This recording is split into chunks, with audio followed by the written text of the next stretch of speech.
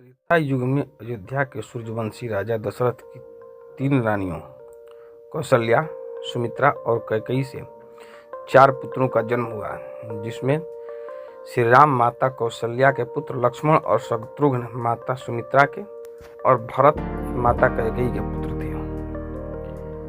चारों पुत्रों की शिक्षा पूर्ण होने पर महर्षि विश्वामित्र राजा दशरथ के महल आकर राम और लक्ष्मण को अपने यज्ञ की असुरों से रक्षा करने के लिए जंगल के आश्रम में ले जाते हैं। विश्वामित्र के आश्रम में श्री राम ताड़का का वध करके आश्रम की रक्षा करते हैं।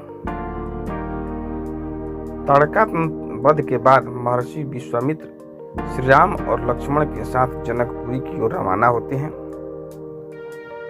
रास्ते में वे ऋषि गौतम के आश्रम से गुजरते हैं। वहां श्री राम अपने पैरों से स्पर्श करके पाषाण में परिवर्तित हो चुकी अहिल्या को शाप मुक्त करते हैं। इसके बाद विश्वामित्र श्री राम एवं लक्ष्मण को जनकपुर में सीता स्वयंवर में ले जाते हैं।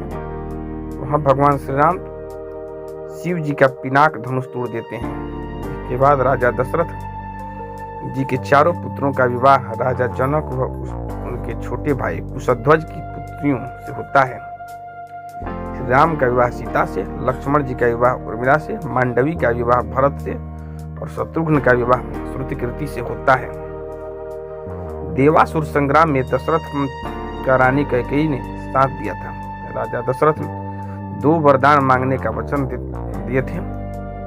श्री राम के राज्याभिषेक की तैयारी के दौरान मंथरा के उकसाने पर कैकेयी श्री राम को 14 वर्ष का वनवास अपने पुत्र भरत अयोध्या का राजा बनाने का वरदान मांगती है। प्रभु श्री राम अपने पिता दशरथ के वचन को निभाने के लिए अपनी पत्नी सीता और भाई लक्ष्मण के साथ सन्यासियों का वेश धारण करके नियमों के तहत 14 वर्ष के लिए जंगल में चले जाते हैं। प्रभु श्री राम लक्ष्मण और माता सीता को निषाद राजकेवट नाव से गंगा पार कराते हैं। श्री राम पारितोषिक देना चाहते हैं तो केवट कहता है, जिस तरह मैंने तुम्हें गंगा पार कराया उसी तरह आप भी मुझे और मेरे परिवार को इस भवसागर से पार करा देना।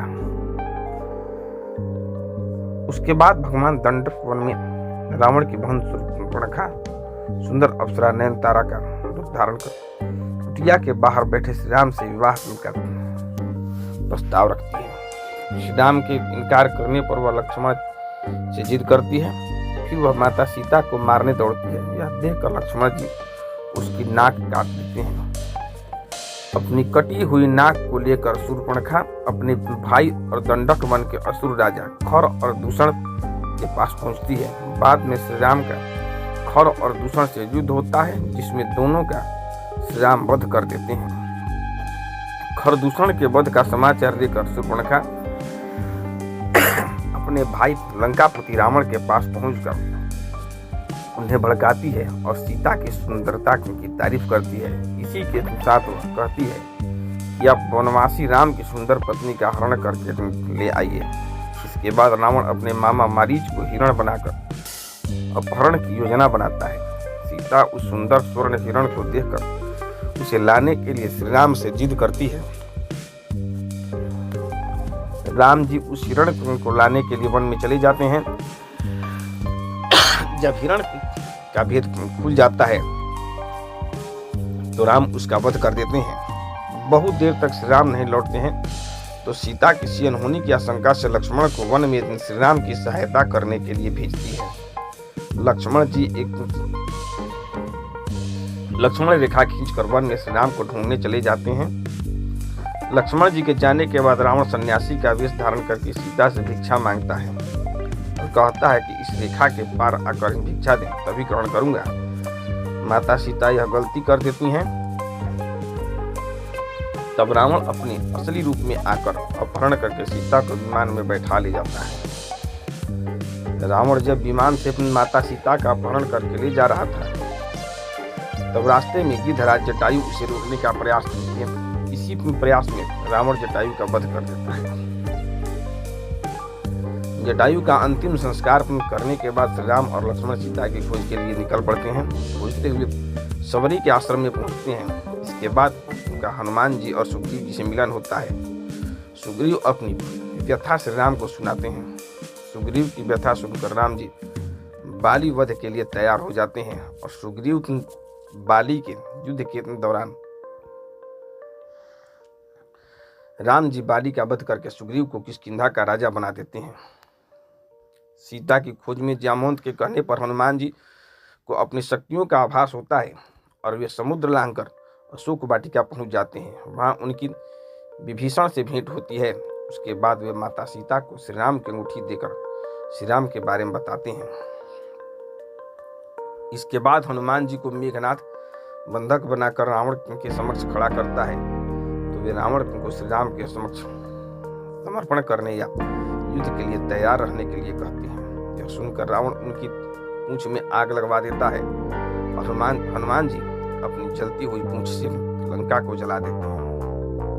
लंका दहन के बाद हनुमान जी विभीषण की मुलाकात श्री राम से कराते हैं और तब नल और नील की योजना से समुद्र पर सेतु का निर्माण किया जाने लगता है। अंत में श्री राम बाली पुत्र अंगद को रावण की सभा में भेजकर समर्पण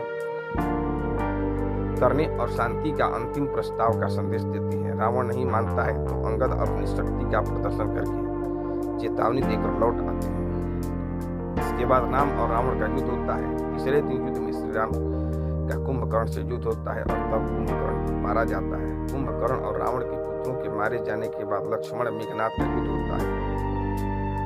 तब मेघनाथ राम लक्ष्मण को नागपाश में बांध देता है। फिर गरुड़ की सहायता से राम लक्ष्मण को नागपाश से मुक्त कराया जाता है। इसके बाद मेघनाथ के प्रहार से लक्ष्मण जी मूर्छित हो जाते हैं। तब हनुमान जी वैद्यराज सुषेण के कहने पर संजीवनी का पहाड़ ले आते हैं। संजीवनी बुद्धि से लक्ष्मण जी को जब होश आ जाता है तब फिर से उनका मेघनाथ के साथ युद्ध होता है। अंत में मेघनाथ का वध कर देते हैं। इसके बाद राम और रावण का भयंकर युद्ध होता है। विभीषण के बताने पर राम नाभि में तीर छोड़ते हैं और तब रावण का वध करने के बाद प्रभु श्री राम अपनी पत्नी सीता और भाई लक्ष्मण के साथ पुष्पक के विमान में बैठ अयोध्या लौट आते हैं। अयोध्या में प्रभु श्री राम लक्ष्मण